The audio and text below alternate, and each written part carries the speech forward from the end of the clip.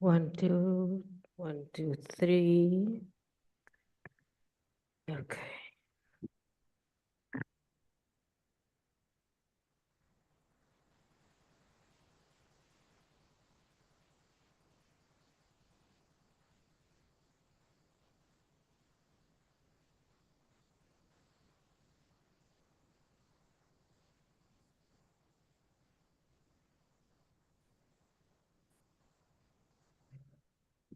Today is Monday. 1, 2, 3, Monday.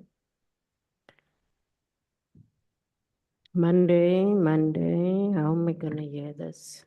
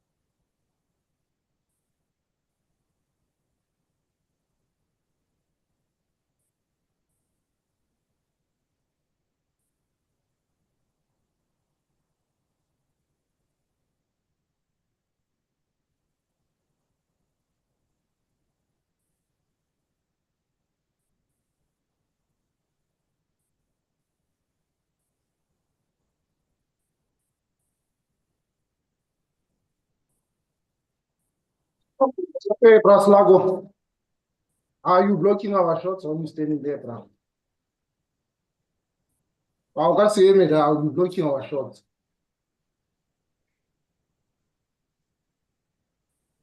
While you were no. No, one way, mother. For the game guy, play game, guy. Come on left or come on right. Yeah, because the rally camera directly behind you. Oh. So yeah, if what you want to see three.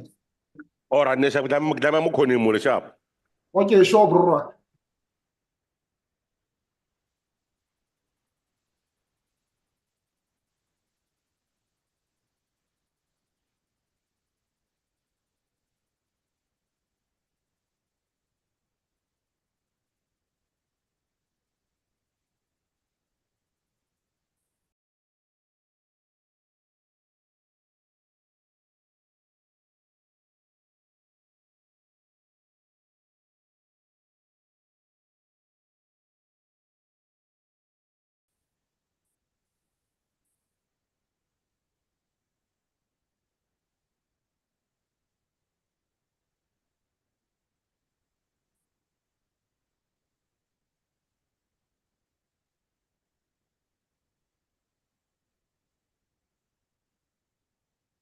You want me to be your test? Is it good? Is it okay?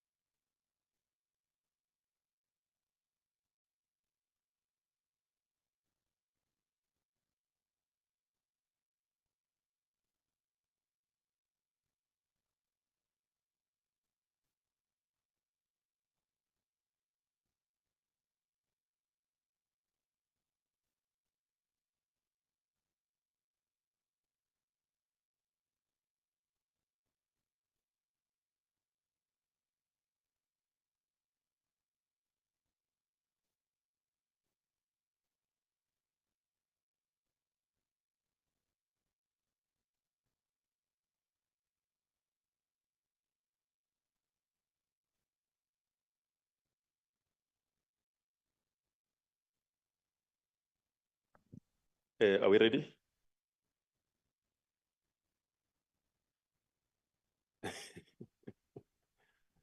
Thank you very much, colleagues, the members of the media, both on the physical platform as well as the virtual platform. We also have our esteemed colleagues from the various stakeholders, civil society organizations. Thank you for your presence. As we have said last week, during the first media briefing of a cluster of committees, that this is a weekly program. It is intended to provide you and the public with the inner workings of what we call the engines that drives the business of the two houses of parliament.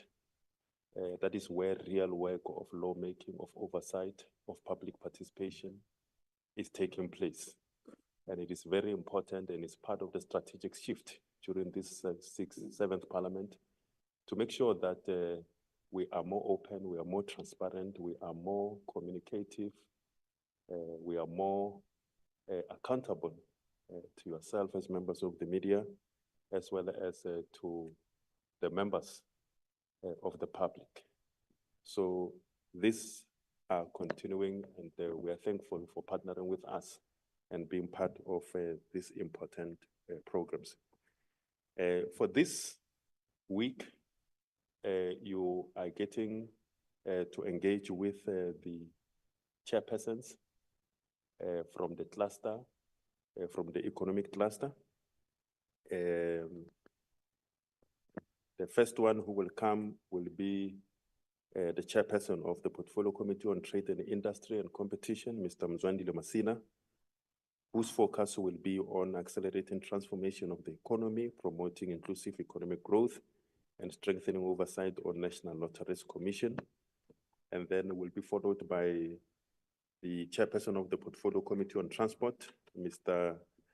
Salamulela, who will deal with the collaboration between department and entities, festive season road safety plan, very important as we are going into the festive season, oversight on comprehensive road safety strategy, and transformation of the maritime sector through merchant shipping bill.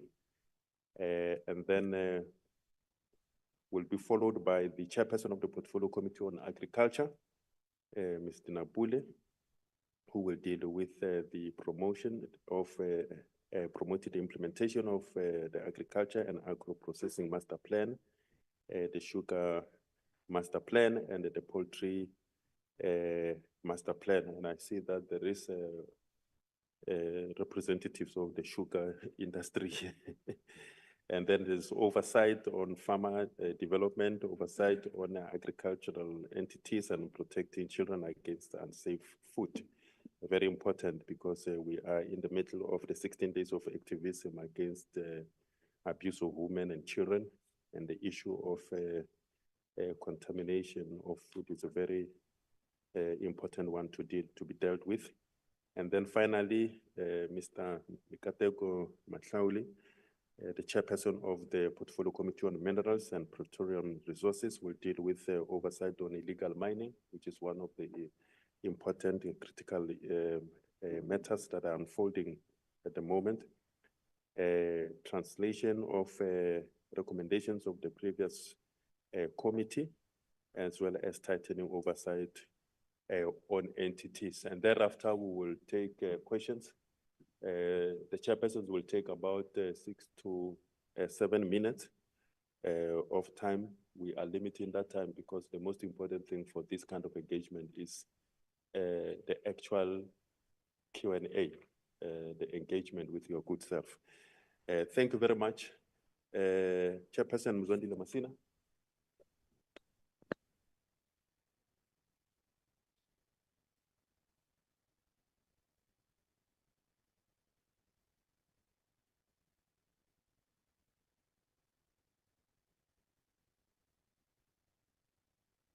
This one is falling.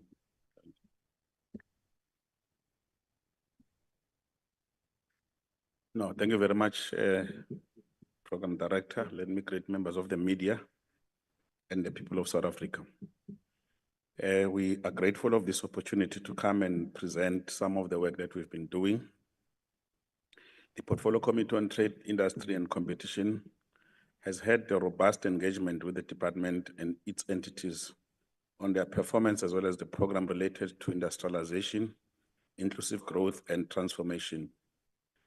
The committee acknowledged the work that they have done, but there also a need to develop and refine policies and implementation strategies to achieve the required economic growth, job creation, and equality in our society. Some of the areas that we have focused on, which we thought were critical for this media briefing, firstly, on just industrialization, the focus on facilitating upscale industrial growth, financing and measures to provide access to market sectors, but there is also a need to address barriers that inhibit the exportation of value-added goods, particularly the administered prices and inefficient transport logistics. And I'm happy that our colleagues from transport is here because many of the issues hinges with the work that they're doing. Secondly, the logistics and other infrastructure as well as pricing, therefore, that are favoring the mineral energy complex, whereas other industries such as film and digital industries could yield substantial more jobs in the economy. That's one of the shifts that we have been advocating for in the department. There's a scope for a deeper beneficiation of natural resources by the manufacturing sector to assist South Africa to diversify its export basket.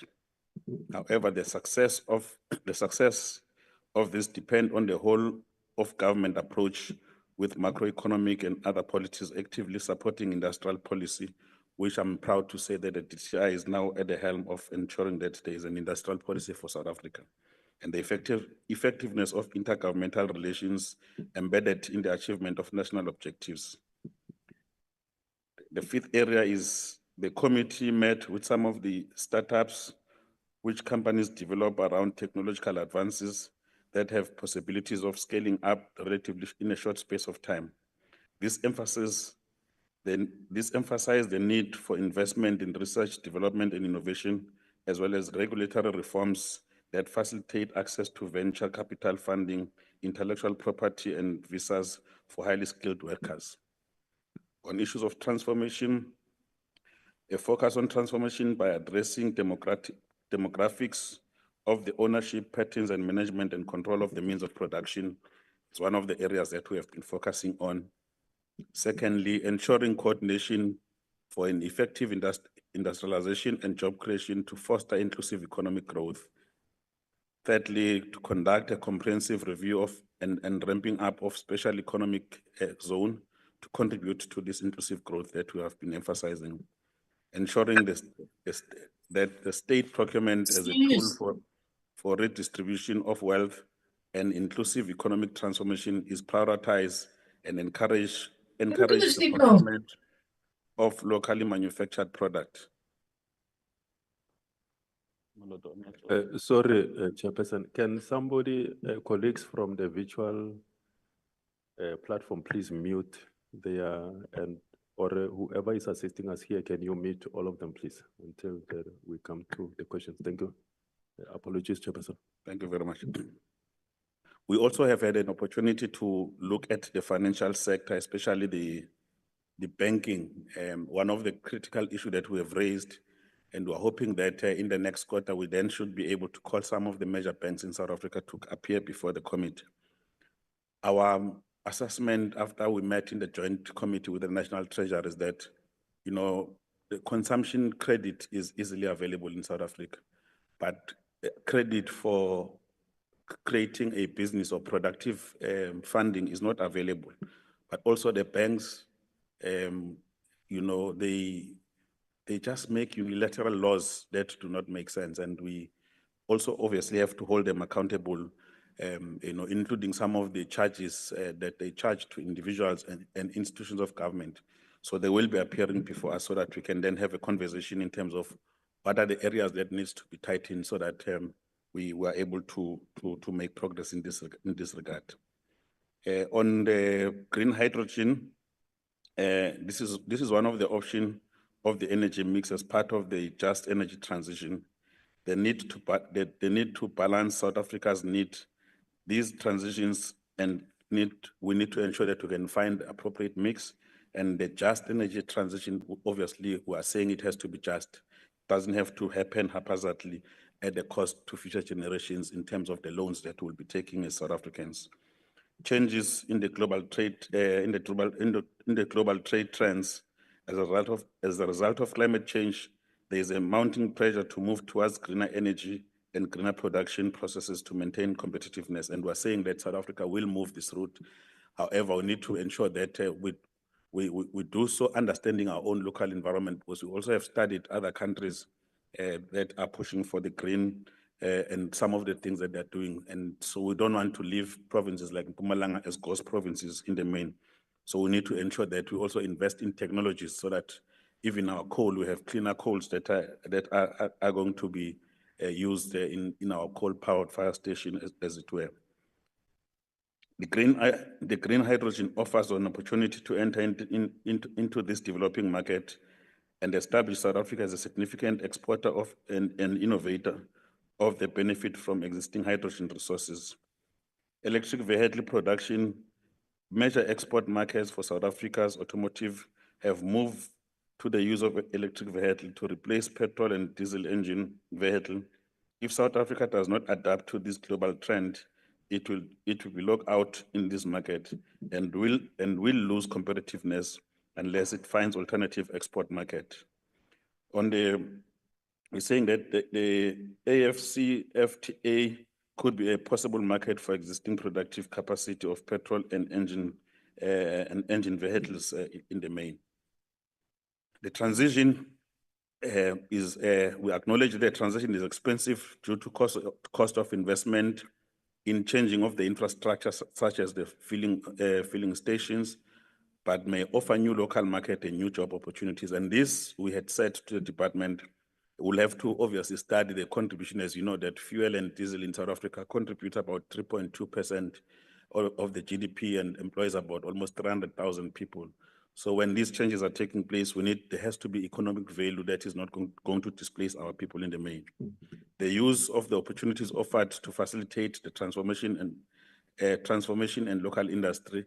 We want significantly that, as you know, that South Africa, we don't have a car that we produce.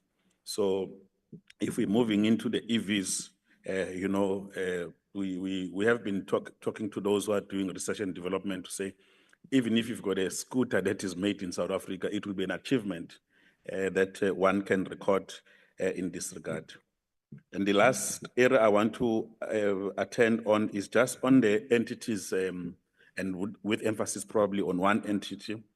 The entities that we've taken a closer look into all the 18 entities that are reporting to the Department of Trade and Industry. The observation we made is that on issues of governance, there is no framework. So we've called upon the department to ensure that there's a governance framework in which they manage the entity, so that there is a seamless way in which you can see what is happening. And secondly, deal with issues of ensuring that in the boards, the senior management, all the necessary appointments are made, because there's been weaknesses in that regard. There was an emphasis with regard to the IDC and NEF. Firstly, that the NEF must be recapitalized so that it can serve the majority of the entrepreneurs who've got a lot of ideas. And secondly, that the IDC must return to its strategic mandate to support economic development in South Africa, other than the approach they had veered off and took. The other entities we have made, especially the consumer protection entities, we have made a significant observation that many of them are underfunded. As a result, they have no sufficient capacity to ensure that they can discharge their services and protect consumers in the capitalist system that we're operating in. And the other entity that we made some observation is the Competition Commission, that it will have to make some significant work in some of the areas. For instance, in the committee, we've already raised the issue that there are some budget airlines that have come in. They've displaced SAA in the initial phase as budget airlines, and when there were problems there, instantly became commercial airlines, and their costs are exorbitant. They are not affordable to our people. So we will need to do market inquiry in that regard, so that we can ensure that there is fairness and our people are able to move from province to province and elsewhere where these airlines are going. And the last entity, the National Lottery, as you know, that it's one entity that has been plagued with the problems of alleged corruption and misuse of power. You know, so especially the proactive funding. So this has given rise to the issues. What the briefing from the SIU, the Hawks, as well as the NPA that happened a couple of weeks ago indicated to us that there is a collusion. There seemed to have been a collusion between the NLC officials and NPO and NPC, where monies that were received by these NPO and NPC were shared or transferred to accounts of certain officials or purchase of assets, which the committee characterized this as a crime of greed from those individuals. And we have called upon these institutions to make sure that they can make necessary arrests, especially to those that are involved. There's also an allegation of the collusion between some of the former board members and these NPOs, and this was evident by the transfer that was happening, as demonstrated by the SIU, between those individuals as well as these entities. There was also a very funny thing that we observed of the hijacking of these NPOs and NPCs by individuals who are not even necessarily associated with these, but they were funding on behalf of others. And we have said that this will have to be dealt with. In terms of the status of investigation, we are investigating, the law enforcement agencies are investigating about 15 billion worth of crime, involving about 52 NPO, NPCs. Some of the recoveries are being made, and then some of the matters are now with the NPA, some of the matters are still with the Hawks, and so on and so on. And some of the assets have been frozen, and so on and so on. So these issues are ongoing, and we have pleaded with the law enforcement agencies to ensure that they can move with speed and conclude on these matters. But lastly, and then we have made a call to the NLC itself that in whatever activities that must be undertaken into the future, we must avoid these kind of things. We must introduce the systems of control, because it appears as if it was just a buffet that was happening there over that particular period. So we have called upon them to introduce new systems and new processes so that the rightful beneficiaries of these these funds that are meant for good causes are actually going to good causes. So that's what, Chairperson, I thought I will brief the committee, but if there is any other issues of interest that will come as a question, we are equally competent to deal with those questions. Thank you very much.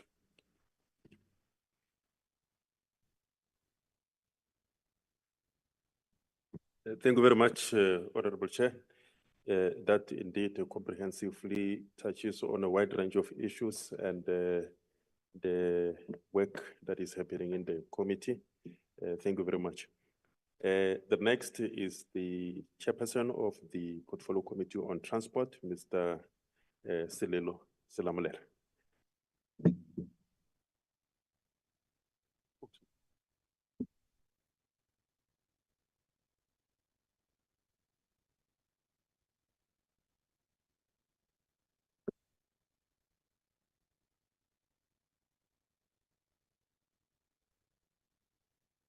Thanks very much, our media coordinator, Mr. Moloto, responsible for this session.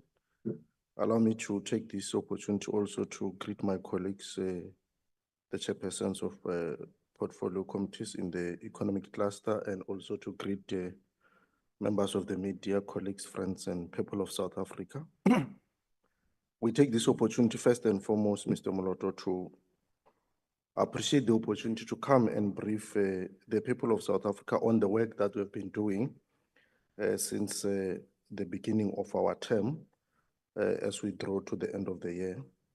But perhaps also I must take this opportunity to, on behalf of the Portfolio Committee, extend our words of condolences to those who suffered yesterday when we had one of the accidents here in Worcester, where we lost lives of our people. We had a bus accident there, we lost lives of our people, and I think others are injured, and we also want to take this opportunity to wish them a speedy recovery.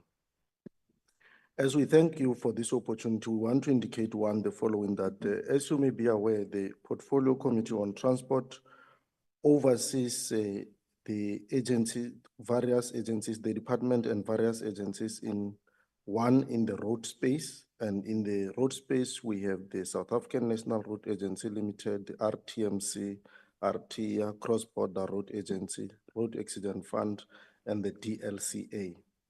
And we must report here that as a portfolio committee, we have had an opportunity to interface with all these particular entities in the road space. We had an oversight to all of them, and we appreciated the work that has been done thus far in as far as these entities are concerned. There would have been challenges, and we appreciate SANRAL for the work that they're actually doing, especially in terms of rolling road infrastructure, because we strongly believe as a portfolio that the continuous rolling of the road infrastructure, both in terms of new roads and in terms of maintenance, plays a significant role in terms of economic contribution. And we also interfaced in this particular regard with RTMC. We have seen the progress in that particular regard, especially in terms of ensuring that there's safety on our road.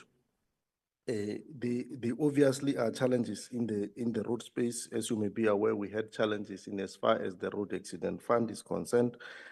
We are happy that the ministry is working side by side with the agency to resolve the matters that they actually existed in that particular space. And we have implored as a committee that the department in a space of time must then be able to brief us as a portfolio as to what will be the way forward in as far as the resolving the challenges that are there in as far as road accident fund is concerned. But we're happy that there is a commitment also from the leadership, both in the form of the governance of the road accident fund and also in terms of its executive, to ensure that they turn things around, work side by side with the ministry to resolve the challenges that are there. There are also key issues, of course, that emerges, as you may be aware, in as far as DLCA is concerned. We have had an issue of challenges relating to license, and it was there in your media space for quite some time, relating to the award of the machines for issuing licenses. We are still awaiting the report from the department. The minister has ordered a probate audit in as far as the award of that particular tender is concerned, and the Auditor General South Africa, our supreme audit institution, is dealing with that particular matter, and we have no doubt that in a short space of time we'll be briefed in as far as what is the way forward in that particular regard. One of the other challenges that we face and we saw as a serious challenge in the road space is the issue relating to extortion on projects.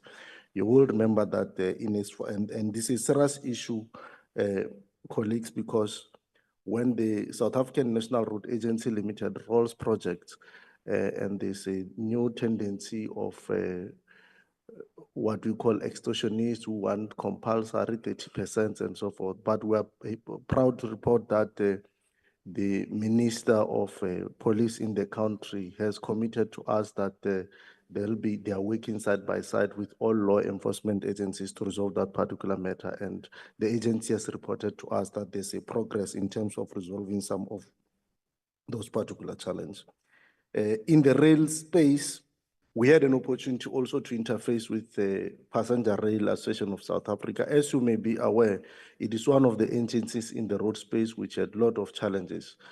Some of the challenges was that one is in relation to the number of the trains that were there, because you had shortage of trains and so forth. So we had an opportunity to visit the passenger rail in terms of our oversight, visited both the park station, which is an area in Gauteng where majority it's an intermodal transport facility where you have conglomeration of the interface of the taxi industry, the interface of the trains, the interface of buses in Gauteng. And we were impressed with the progress that has been done. One of the challenges that was there in the past has been the issue relating to safety and security in that particular space. And we are proud that we are happy that when we arrived there, we have been able to see that there's starting to be a progress in terms of resolving some of those particular challenges. But also that we have seen that the things are starting to turn around, albeit that they are slow in as far as PRASA is concerned. We have implored as a committee, one, that they must continue to implement all the SIU recommendation reports that they are sitting with, the AG reports that they are sitting with. And one of the things that has always been a challenge in the past has been the matter relating to consequence management for those who actually commit wrong in the space. So we are monitoring that in as much as we can. Mr. Moloto, the other issue, as you may be aware and colleagues may be aware, that at the beginning of this term, Transnet was transferred now under our oversight body, our portfolio committee. We have not had an opportunity in the first to visit to conduct oversight on Transnet, but we had been able to receive a brief from Transnet. We will be in the beginning of the year visiting Transnet to get to understand what are the challenges. It's an entity that is still faced with challenges. And as you be aware, in as far as the economy is concerned, Transnet is at the center, at the heartbeat of our economy in terms of ensuring that goods moves in the country. So we're very, very interested in the progress and the developments in that particular space. And we need to assure the people of South Africa that we'll leave no stone unturned in terms of our oversight powers to assist in turning Transnet around so far as we are concerned. The other issue in the airspace, we made air traffic navigation system. In the recent past, we have had a problem with the landing of flights, as you may be aware, and everyone kept on saying it was an ATNS problem. We also met with the South African Civil Aviation Authority. We requested requested the minister to ensure that the existing challenges that are there between the two entities, which results in delays in flights and so forth, which obviously affected all of us here. There's no one who can say he has never been affected by that particular challenge. And we are happy that there seems to be a progress, because ever since that oversight engagement and ever since that meeting took place between the two entities, it would seem that the matters are being resolved, albeit that there are still challenges here and there. We also met with the Airport Company of South Africa. The Airport Company of South Africa is the company also having a hand in this particular challenge of delay in flights. We've also implored on them to assist in that particular regard to ensure that our airports are properly managed, there are no challenges, and we are sitting on them. Will be sitting on them as we move forward. As I indicated, Mr. Moloto, the South African Airways is now under our authority. We have not yet, at this particular point, met them, but we need to indicate that we are happy that it has been reported in the recently that for the first time in more than a decade, they have recorded a profit. They deposited a profit, which is something that they will be getting a brief on what informs this particular turnaround and what type of support will they actually need as we'll be meeting with them. We met in the maritime space, we met SAMSA, we also met the port regulator. I must also, and we are also happy with the progress that is currently taking place in that particular regard. Of course, in as far as the maritime space is concerned, in as far as legislations are concerned, we'll be introducing the new legislation now, which is currently out for public inputs, the merchant shipping bill. We strongly believe that, and we call on the people to take this advantage of this platform to call on the people of South Africa to ensure that they look into that merchant shipping bill and make their own inputs and contribution. We will be the beginning of the year next year, we will be running public hearings so that we continue to reach out to as many people as possible to improve the merchant shipping bill. We strongly believe that the merchant shipping bill will transform our maritime space, ensure protection of our waters, ensure the safety of those who work in that particular space, in the maritime space, both in the big vessel and small vessel, the fishers and everyone. So because we know the role, the important role of the maritime space in as far as economy is concerned, hence we call on all the people of South Africa to make their valuable input in this particular regard as we'll be going. As you'll be aware, we have also finalized the economic regulation of transport bill, which was actually finalized by the previous sixth administration and the sixth parliament, but there were just slighter challenges. We have attended to that from the legislation point of view.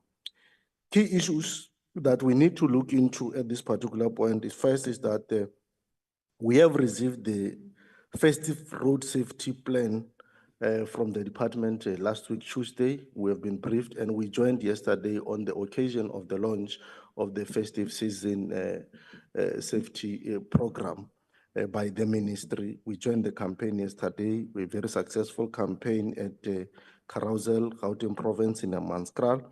The important thing is that the committee supported the strategy, this particular plan.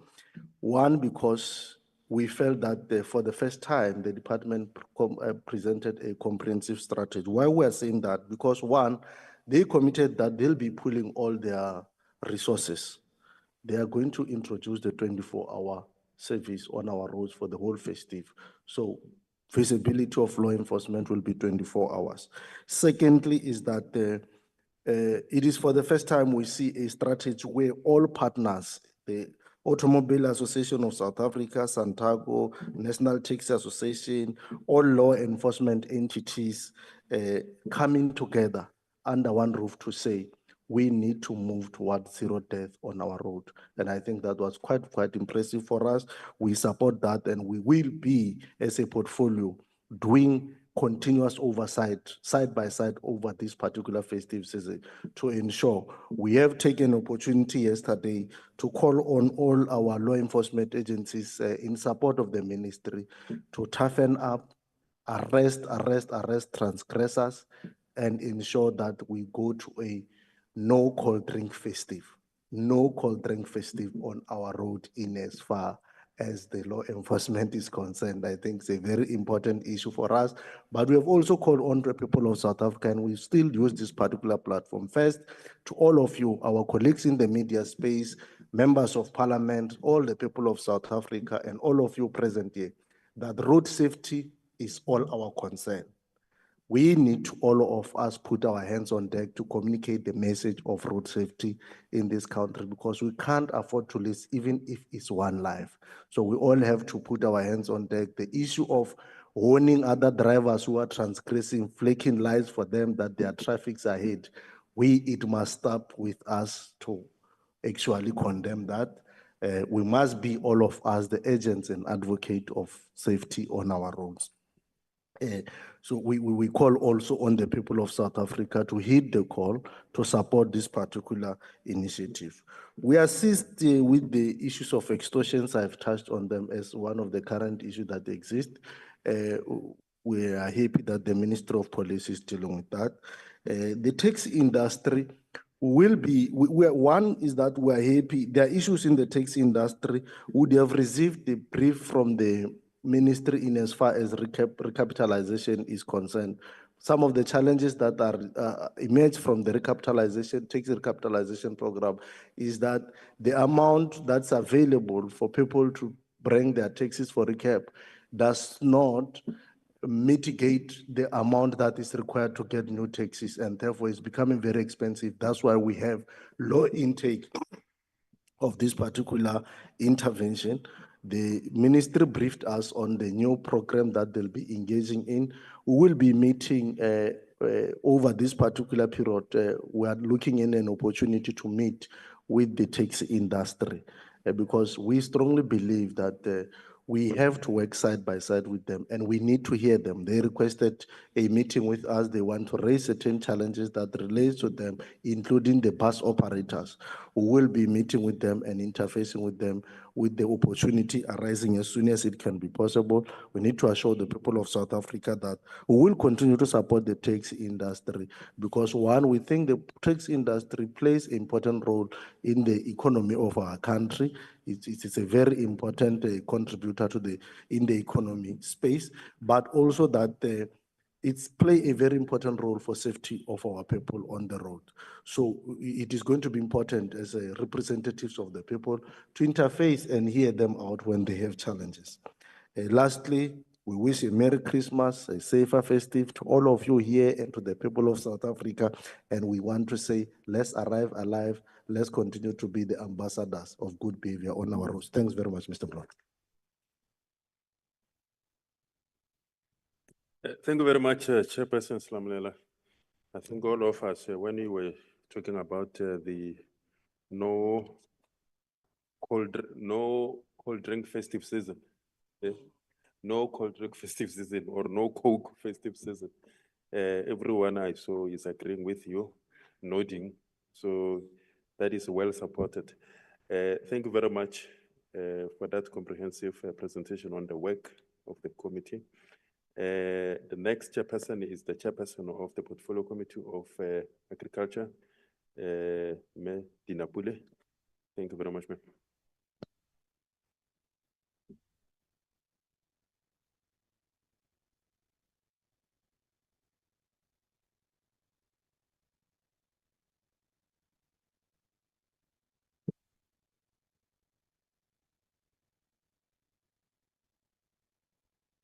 Thank you very much, Dr. Moloto, for the opportunity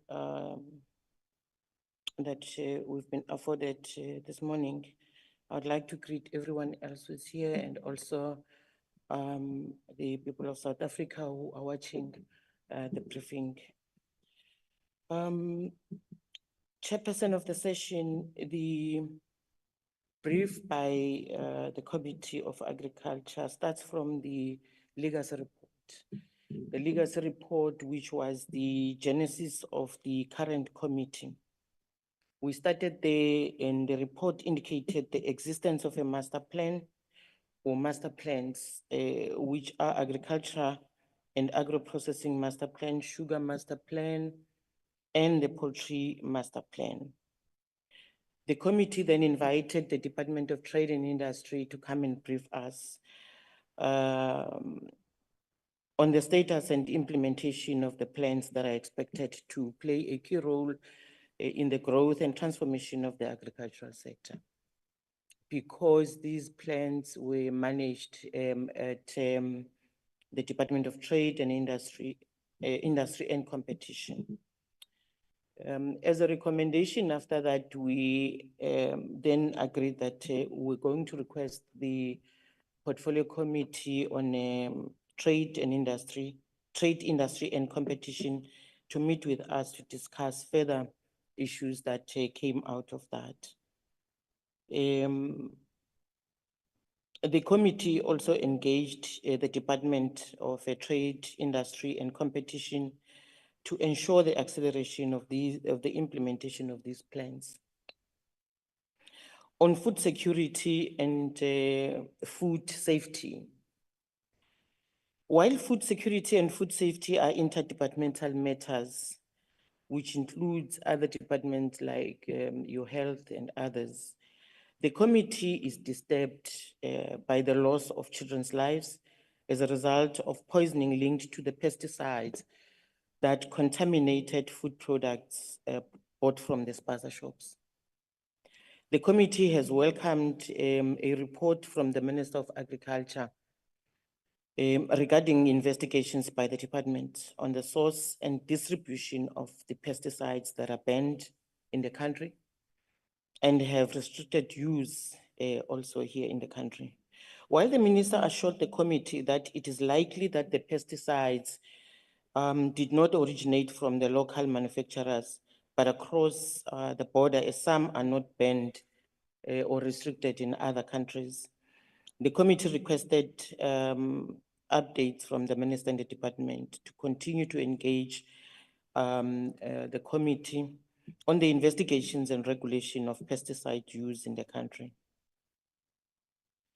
The committee also remains very concerned with the reports from Statistics South Africa regarding the state of individual and household food insecurity in the country, despite government interventions, including by the Department of Agriculture itself through conditional grants and the Presidential Employment Stimulus Initiative, in short, PESIN. The committee welcomes the review of the Interdepartmental National Food and Nutrition Security Implementation Plan, which actually will be driven by the Department of Agriculture and is currently underway, because we believe that we will then be able to monitor and oversight on the implementation if it's driven by the Department of Agriculture. On the third matter, which is the audit findings by the Auditor General on the department and the entities under the Department of Agriculture. Repeat findings from the Auditor General of South Africa that remain unaddressed by the department and some of its public entities are also a major concern and areas of oversight by the committee. In the last financial year alone, 3 entities of the entities of the department received qualified opinions.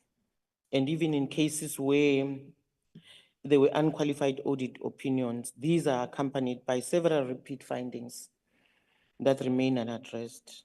These are the findings on non-compliance with the Public Finance Management Act and National Treasury regulations, deficiencies, internal controls, reliability of reported performance information, challenges with revenue management, and persisting lack of consequence management in respect of irregular, fruitless, and wasteful expenditure due to non-adherence to legislation. Now, the committee made a recommendation and took a decision in order to ensure that the department and the public entities effectively address the repeat audit findings from the Auditor General and strive towards clean audits. The committee has recommended that on a quarterly basis, the department and its entities report to the committee on actions that are being taken to address the AG's findings through the implementation of audit improvement plans, including investigations undertaken and actions against those found to be responsible for irregular, fruitless, and wasteful expenditure. The committee is particularly concerned also with actions on individuals that resign when implicated on financial mismanagement and other fraudulent activities. Such cases were reported by the department, the Honor Step Board, Biological Products, and the National Agricultural Marketing Council. On farmer support programs, which is part of the work that is supposed to be done by the department, and we oversight mostly on that because we want to see farmers supported.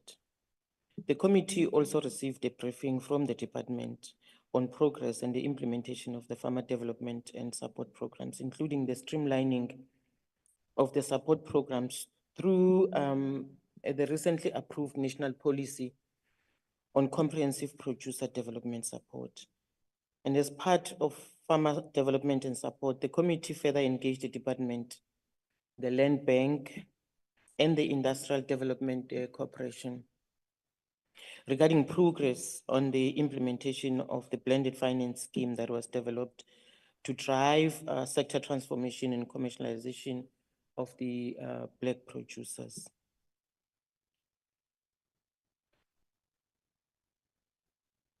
On oversight work and visits, the committee recently undertook an oversight visit to 2 of the major agricultural entities of the department that are based in Gauteng, which is the Honor Step Board, Biological Product, and the National Agricultural Research Council, to gain an insight into the 2 entities' operational environments, including challenges that have been reported and identified through the briefings that we got from the department and the entities themselves. We further sought to get a further understanding of the challenges associated with governance and animal vaccine availability at the on-the-step world biological products that were highlighted in the media reports recently. We then found that we needed the OBP and the ARC needed to build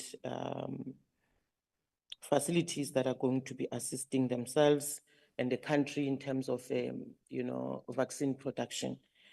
And the challenge there is that they do not have enough budget. We have now recommended to both the Minister of Agriculture and the Minister of Finance to assist them to build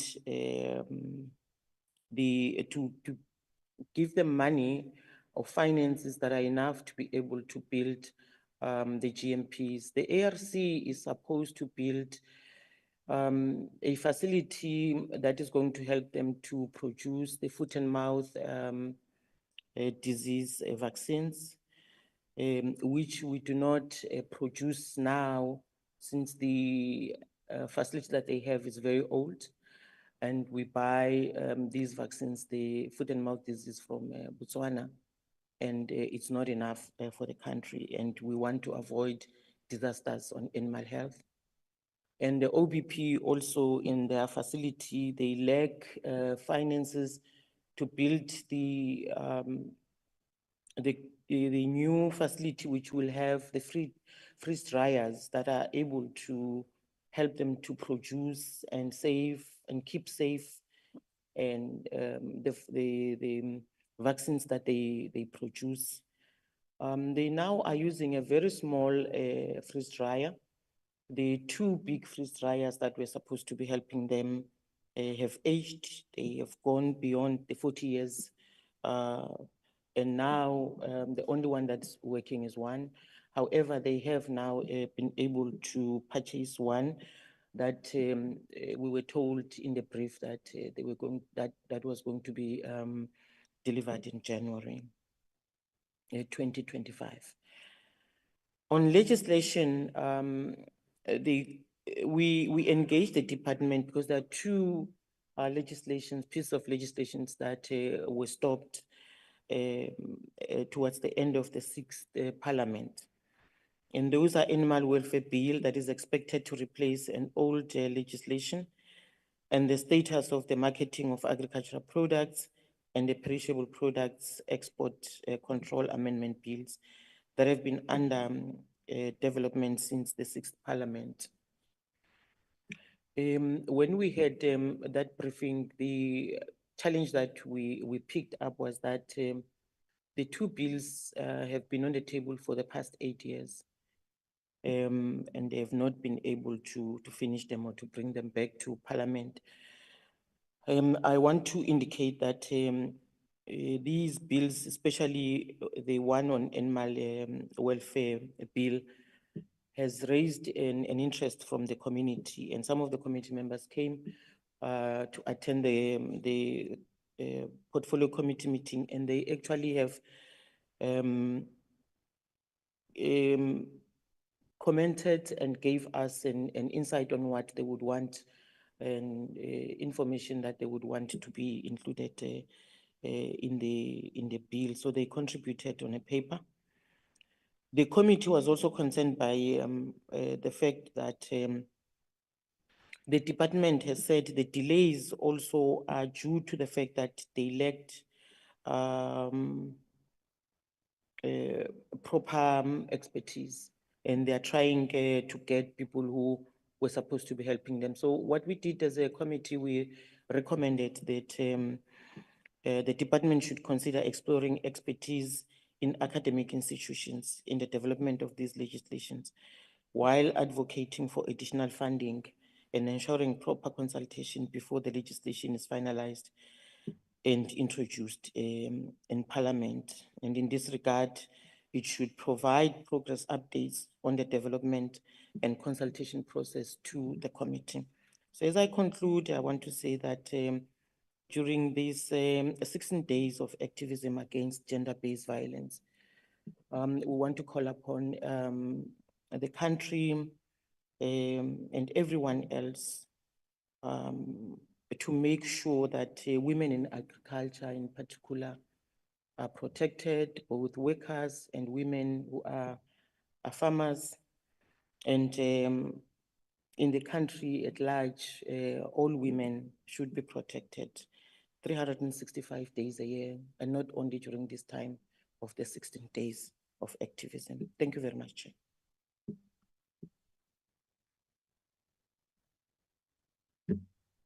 Thank you very much, Chairperson. They couldn't have ended it on a high note there on the campaign, very important. Thank you very much. The last and definitely not the least, the Chairperson of the Portfolio Committee on Minerals and Petroleum Resources, Mr. Mikateko Mahlaule.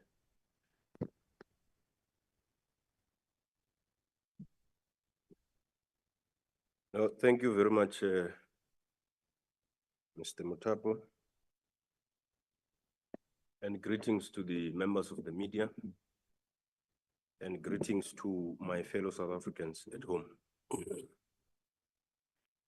So, after the establishment of the 7th Parliament, we appeared to be the Portfolio Committee of Mineral and Petroleum Resources instead of what it used to be called Mineral Resources and Energy. So first and foremost, we went to the adopted legacy report of the 6th Parliament. And we did that for one most important reason, which was to have a smooth transition and continuity from the previous Portfolio Committee. And we then embarked on an exercise to engage all stakeholders in the mineral and petroleum sector. And that included labor, industry associations, NGOs, traditional leaders, and we had to undergo a very painstaking exercise of interrogating the annual report of the department, as well as the medium-term framework for the department and all the entities. Now, it's important to note that due to a prolonged time in the formation of the Government of National Unity, the business of Parliament, and by extension of that of the committee, were also affected. And for that, we had to move with a very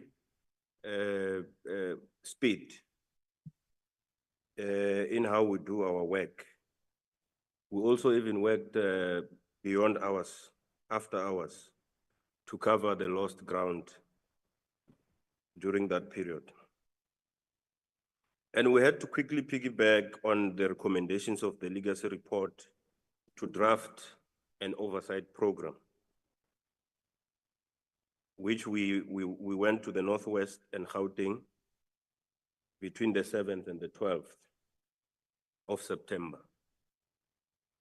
And during this oversight, we focused on illegal mining and mine health and safety issues. We went to Impala Platinum Mine in Rustenburg. We went to Sibanye Stillwater and Harmony Gold mines in Gauteng. And coming back from that oversight visit, we were immediately seized with the task of scrutinizing annual reports of the department and entities in preparation for the budgetary review and recommendation report, which was tabled to the committee by the department. I must say we don't have now a bill before the portfolio committee, but we're expecting 3 bills which passed the cabinet. That will be the draft South African Petroleum Company Bill, we call it SANPEC, the draft Petroleum Product Bill, and the Mine Health and Safety Amendment Bill. So these are the bills that we're expecting that they come to the portfolio committee. And this is in line with the recommendations that were made by the 6th Parliament. And 2 weeks ago, we received a presentation from the minister about artisanal and small-scale mining, as well as junior mining, on the exploration fund, because from the 5% global share in terms of spend for exploration, we've gone down to 1%. And that tells you that it means less of mines, less of new mines, because we are not exploring. So we had to interrogate that. And while illegal mining is a huge concern for the country, we do note the department's effort to regulate the artisanal and small-scale mining subsector, which came about as a recommendation by the committee of the 6th Parliament. We would like to also note the positive efforts that are made by the nut joints to fight the scourge of illegal mining. The intelligence work that is put there has allowed them to crack down on the huge illegal operation, including the one in Stilfontein, which obviously attracted a lot of talks locally and internationally. In the 4th quarter, which is between January and March next year, we will be focusing on the quarterly report of the department and entities, as well as efforts to visit the newly acquired entity that belonged to formerly state enterprises, which is Alexco. Alexco is now housed in our portfolio committee. So we will be spending time to understand what are the challenges there. We met with Alexco and realized that their business model is so complex and there is instability in terms of governance. And the report we got is that from today, I think around 4 board members, their term of office is expiring. So we have asked the minister to move with speed to ensure that there's a full complement of the board.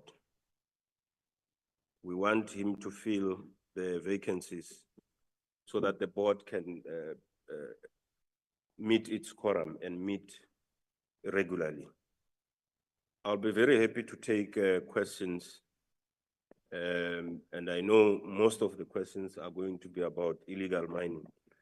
I'm waiting for them. Thank you very much.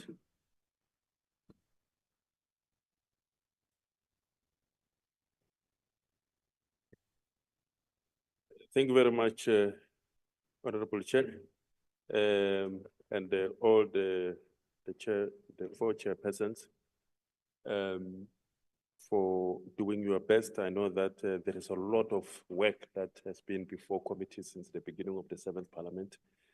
And in the area, particularly in the areas of lawmaking and oversight. So it is a challenge to condense all that work into the few minutes that we've offered you. But thank you very much for making a great effort to deal with all that comprehensively. This is a time for engagement with the chairpersons. We'll take the questions both here in the physical platform as well as in the virtual platform. I know that from the virtual platform, there are already several questions that we have received. Chairpersons should just note them, and if it was directed at you to come forward and to deal with that. From the online virtual platform, there are several questions for Chairperson Masina. Please expand on which banks will be called to appear before the committee about their service fees. Will the engagement with these banks also include alleged discriminatory behavior by traditional banks? In addition, does the committee agree with establishing a state bank through Postbank? Another question for Chairperson Masina, which airlines has the committee identified which has been charging too high ticket prices, and has the Competition Commission supported this market inquiry? So those are for Chairperson Sina. Are there further questions on the virtual platform? I'm going to start with you. You just identify yourself and shoot. Any other question? Okay. Yes, yes. Also use the mic so that we can hear your question. Thank you, Mr. Mutapu and honorable chairpersons for your presentations. This is perhaps an overarching question I would like to ask. I know that you are dealing a lot with legacy reports, the Auditor General reports. Closing off this year, it was a very busy couple of months for you all, and then planning for 2025. What I would like to ask is, in general, for the portfolio committees, what mechanisms do you have in place, especially for next year, to track and monitor the implementation of the recommendations that came up in the budget review and recommendation reports? A lot of work goes into preparing these reports, and we do see they tend to fall off the table when the year starts. So how do you ensure that those are being followed through? And then my name is Rachel. I'm from the organization Undoing Tax Abuse, ALTA. Thank you very much. Any other question?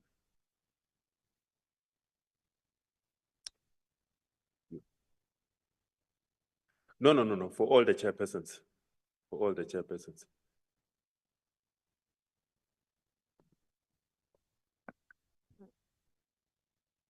I've been covered, Lindsay Dentlinger, Eyewitness News. I've been covered on the questions to Mr. Messina, but Mr. Mhlawuli said he wanted some illegal mining questions. So, but before that, can I just ask, you mentioned SANPAC, that bill, the draft bill has been around since 2023. What impact do you think it's having to have that entity operate under the Central Energy Fund, I think it is, and not have its own legislation? How long do you think it's going to take to get that legislation passed?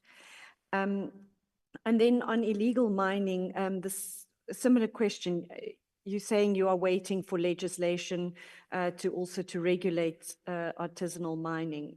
How urgent is that given what we're seeing playing itself out with regards to illegal mining? Thank you. Thank you very much. Any other question? I don't see any.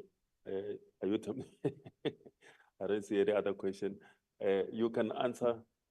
I think I've noted the questions to Chairperson Masida and Mhlawuli. No, thank you very much. So in the engagement of the portfolio committee, national treasurer and ourselves, we have identified the big five banks, as you know them, Standard Bank, FNB, ABSA, Nedbank, Investec, plus the other banks. We will just target about 5 of them, probably a bank like Capitec, Green Road, African Bank, Bidvest, and Mercantile Bank. I think that covers the first question. We'll just have to sort out the mechanism, and then in the next quarter, just make sure that they appear so that we're able to ask these critical questions. There is already a state bank in a form of post bank, and we fully support. And we obviously have to look at a mechanism on how the state bank can be better supported, especially by the state itself and its agencies, so that it can be a working bank for the people of South Africa. If you look at major economies, you know, they have a lot of banks, you know, but in South Africa we're limited for one reason or the other. And that creates an opportunity for, you know, for some of the ills that we have identified. You know, banks decide in South Africa for no reason known to them to open and close their accounts. They decide how much interest is paid and how much is not paid.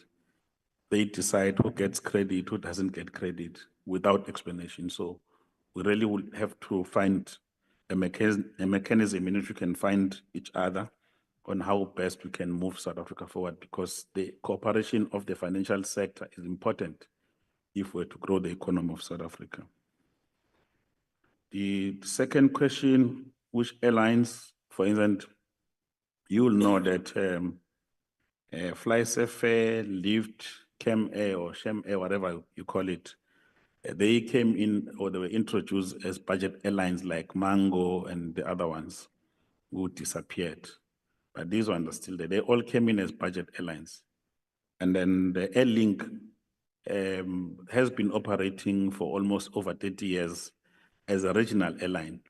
But what subsequently happened with the problems at SAA is that they then got involved in the mainstream, you know, going into the main cities. So we will be approaching the Competition Commission through the minister and call for the market inquiry into these areas. Firstly. Secondly, also to check what is the impact of Airlink with regard to the routes that normally were operated by SAA, like you know, the route to Durban, Cape Town, Johannesburg, kind of. They used to, in the main, go to areas like, as an example, Kimberley, Nelspruit, Pietermaritzburg, and so on and so on. So we need to find, so that we can have a sense of what is happening with regard to that. On the question of Rachel, on the mechanism, we have been presenting over the past 2-3 weeks the BRRR reports with recommendations, and all of them have been generally, you know, approved by Parliament. There's just a few that are remaining. Over and above that, in some instances, for instance, like at the level of our portfolio committee at DTIC, we had made recommendations to the department to review the APP. Just to give you a sense, they had about 156, you know, things to achieve. But if you take a closer look at them, actually those things are about reports and meetings. They have nothing to do with what they must do. So they have subsequently reviewed their APP, and it has been approved by the portfolio committee. There's about 56 areas of focus now where we're going to hold them accountable. So we have agreed on the methodology, on the scale and the time frame in which we are going to be working together to ensure that there is transformation, but also we expand on this thing of industrialization in South Africa. So we do have mechanism in place which have been established to ensure that we can hold departments to account. Thank you very much. Thank you very much. So let me start with the general question of the mechanism that we will use to track the recommendations. In my portfolio committee, we have created a system where we take all the recommendations, we put the dates of the commitment made, so that we don't want to lose some of the issues that were raised and recommended. So we do have that tracking. And in our management meetings, we do track on what we must focus on what the department should do. So we do have a clear mechanism not to lose some of the issues that are recommended. How urgent is the SANPEC legislation? Very urgent. So you'll remember we did what we call upstream petroleum resource bill, which the president has signed now. That bill or that act now enables the formation of this new petroleum entity, which is a South African Petroleum Company bill. Now, when it arrives in Parliament, and it's before us, because it's not before us, so the issue of urgency is not with us, it's still with the government. When it arrives, there's one thing that we're going to do first.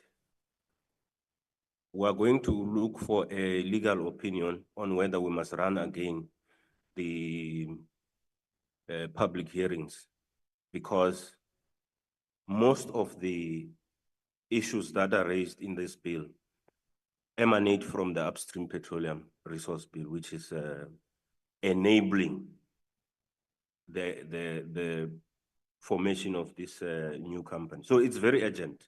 We will do everything in our powers to make sure that it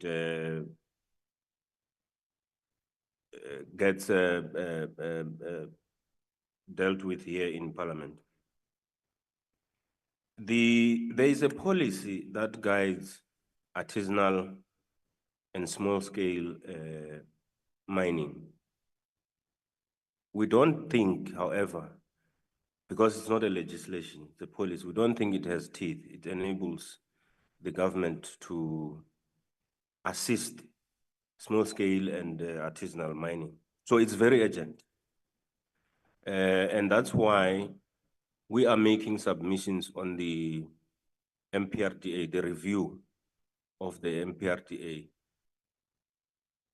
to factor in this important aspect of artisanal and small-scale miners. We're looking forward for the department to respond very quickly, bring the review, and then we'll take it from there. But we're very serious about artisanal and small-scale mining. There's one concern we had, and we indicated to the minister, especially on the funding and helping of the small-scale miners and the artisanal miners. So you have 114 people who are applying for funding, and then you take 20. We were concerned about that. And issues that were raised there were compliance issues. And we say that industry, because we call it a pick and a shovel industry, is not occupied by sophisticated people. It's a pick and a shovel person. And we are saying the department should assist them to comply. You don't say you have not complied and therefore we are not giving you funds. No, We are saying assist them. If there's a document missing, call them and say, bring that document so that they comply. Because if you treat them like big companies and you are punitive in your approach, you will never assist this subsector of the mining sector. So we're very happy that there is some movement, but 20 is not enough. I would have loved that of the 114 that applied, all 114 are assisted with equipment, financial startup, as well as rehabilitation funding that is needed there. Thank you very much.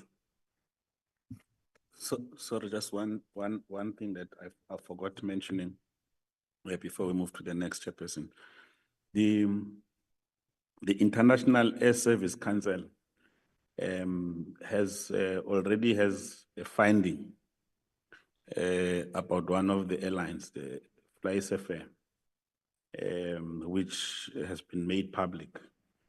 And just for those who might not have seen sight of this, there are allegations of non-compliance with Section 17(5) of the Act, as well as Section 15.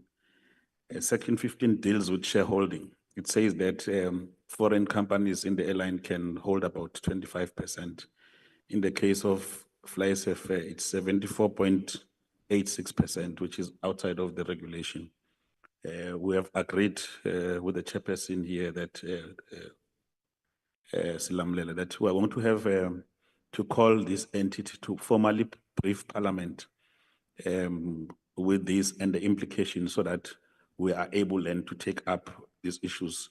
So the complaint came from Airlink as well as Global Aviation Operations, amongst others.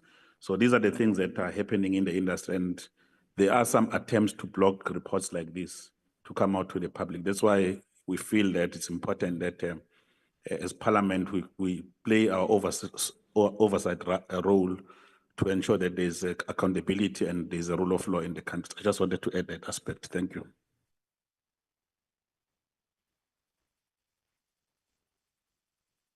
Thank you very much, Chairperson.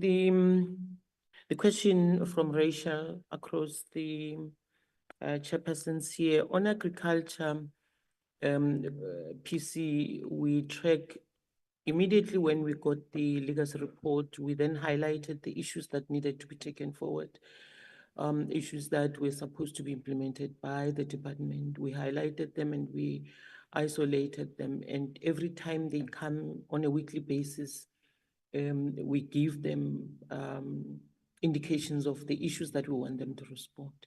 So on the annual report, we track these matters on the quarterly report, on the BRRRs. We track the implementation of these recommendations. And the one other important part of how we track them is to visit and do oversight on these areas. Like I said, we did go to OBP when we picked up that there were problems in OBP on vaccines, and also at Agricultural Research Council. And the other thing is that on the blended scheme finance, on the implementation of that, to try and assist the black farmers to commercialize, in particular black farmers, we have now an oversight visit arranged for early 2025, between January and February. So this is how we track. We go to those areas, we see if what they tell us they have implemented. If not, we follow up. And like I said, on the AG's report, we every quarter we request them to come and tell us how far have they gone. And this is how we track all these, and hopefully we'll be able to do that the entire term to make sure that the department does comply on every recommendation that was made by the previous committee and the current committee, which is chaired by myself. Thank you very much, Chair. No, thank you very much, colleagues. One is to equally indicate that what Honorable Masina is saying is very, very correct, that we will have to, and we agree to that particular effect, that we'll be having joint committee between ourselves and the committee headed by him, just to process some of these issues that overlaps. And I think the issues he has already articulated to is one of the first issues that we'll be dealing with. But to assure you and assure the people of South Africa that you are going to have in this seventh parliament, you are going to have more of joint accountability. The issue of being fragmented is what in the past has resulted in issues falling falling offside. So we're not going to allow that. Where it warrants that there must be a joint committee on transport and minerals, we're going to have that. Where there must be joint committee on transport and agriculture, we're going to have that. And where we must all meet together and make a joint accountability, we're going to do that. That is why you are starting to have us now briefing you collectively as a cluster that looks into the economy. That's the approach that we are taking. We're not apologetic on that. From our point of view, you might have seen that when I was accounting, I indicated that we conducted oversight in this particular short space of time to about 14 entities, and we visited all their offices where they operate and went to see some of the projects that they're running. This is how we're going to be tracking. We do not only want reports, we also want to see what is actually happening on the ground, because the reports can be good. They can tell a good story. The graphics can be presented before us, tell a good story. But what actually happens on the ground is what's important for us. So like other committees, what we're doing in our committees is that we are attaching a deadline to every recommendation. And before you can come on account on any other new issue, whether it's a third quarter report, progress report, you must first tell us what we have done in terms of what would you have agreed in terms of the previous recommendation, especially if the deadline has arrived. And we'll then be able to then also agree with you on the date that will come on the ground to come and see exactly what you have said is happening. If you are saying, for instance, you are Transnet, you are dealing with the issues of cable theft and that you are digitalizing your cameras, we'll have to come on the ground to see those particular cameras, and you must be able to show us how they operate. We're able to go to the top of the ATNS towers in OR Tambo. At the top, the highest, Mr. Muloto, the highest level over the sea, above the sea level, at the OR Tambo, and be able to see what is actually happening in practicality, what leads to these particular delays. So what you're going to witness, not only in the portfolio of transport, but in all our communities, especially in this cluster, you're going to witness in this seventh administration an activist type of an oversight, where we are on the ground on daily basis, where we are on the ground. If it means we must work overtime, we're going to do that, because we have to turn the economy of this country around for the benefit of our people. We can only achieve that, one, by working together, by making certain sacrifices, including sacrifice in time, to ensure that things happen on the ground. It can never be a business as usual for as long as our people are in their need of economic opportunities and jobs. Thanks very much.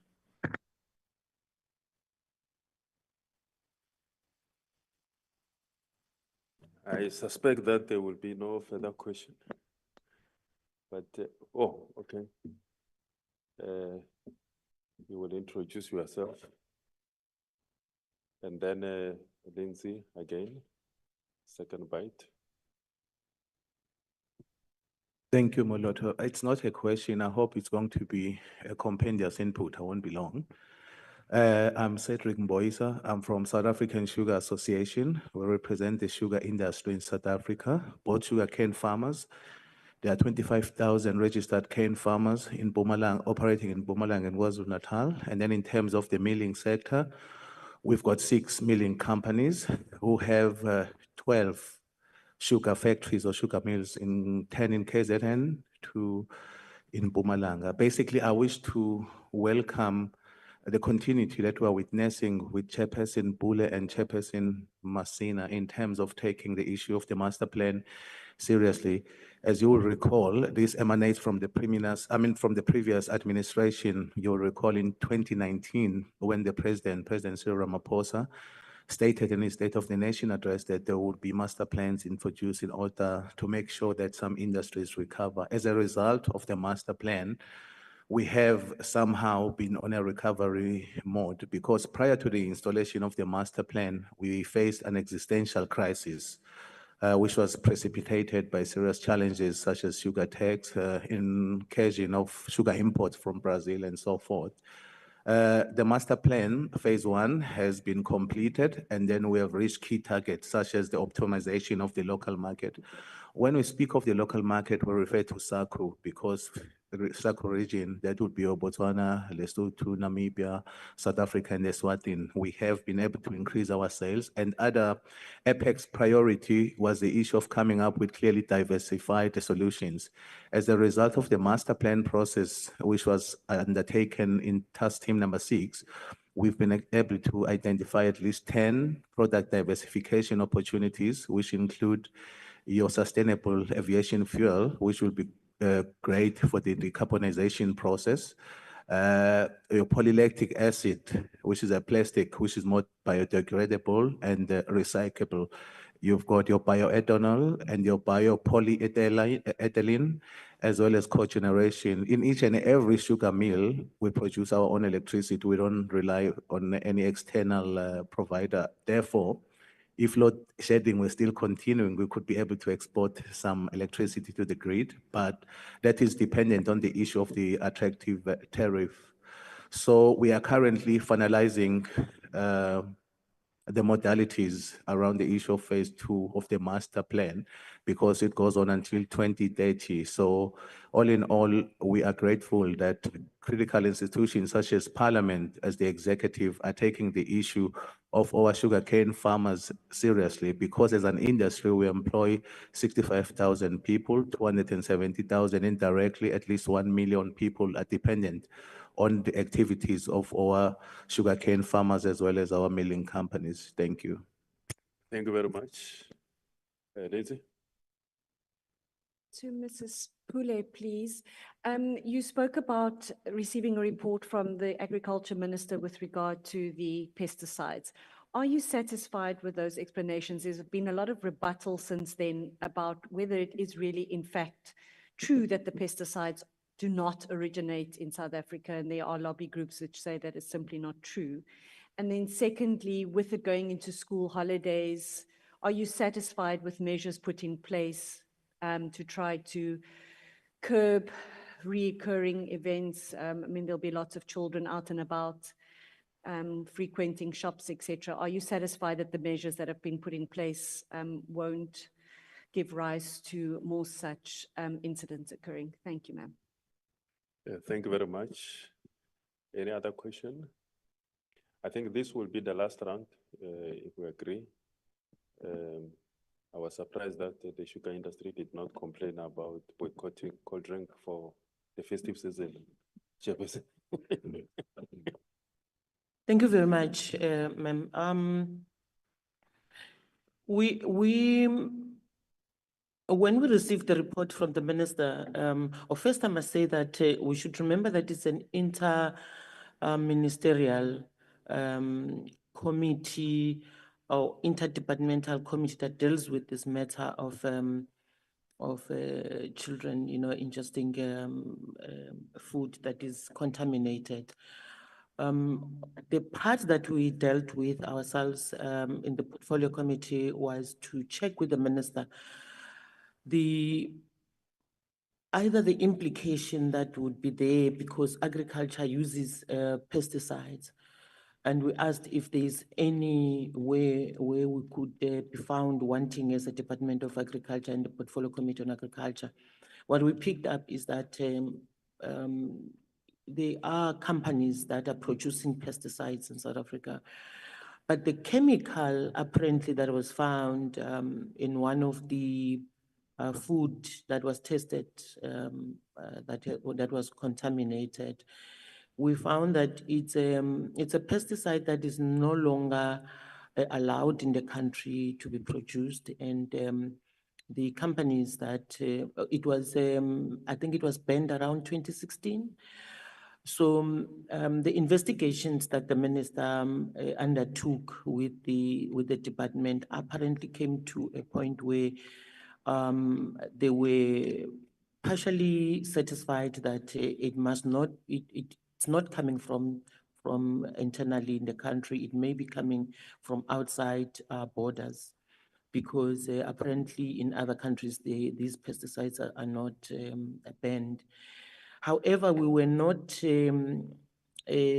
sure ourselves as a committee or satisfied that there will not be a repeat of this, and hence we requested that they must come with a full report.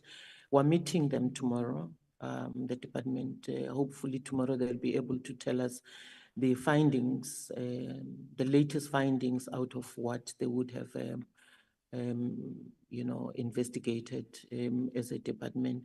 And we want to hope that indeed it does not come from the country or from the South African manufacturers, but we also hope that it shouldn't repeat itself, because the loss of lives, especially for children, it's very difficult for every parent, and it's also very difficult for the country, and which is why it was very difficult for us as a committee, and we wanted to understand where the department stands, because we know there are many manufacturers of pesticides in the country. So we're looking forward to that report tomorrow. The minister will join us. Hopefully we will get more information on that. And we also believe and hope that the interdepartmental committee, which includes your Department of Health, the police, and everyone else, are doing their best to make sure that there is no repeat of this situation, because it's not a good situation for the country, but also for our children at schools. Thank you very much.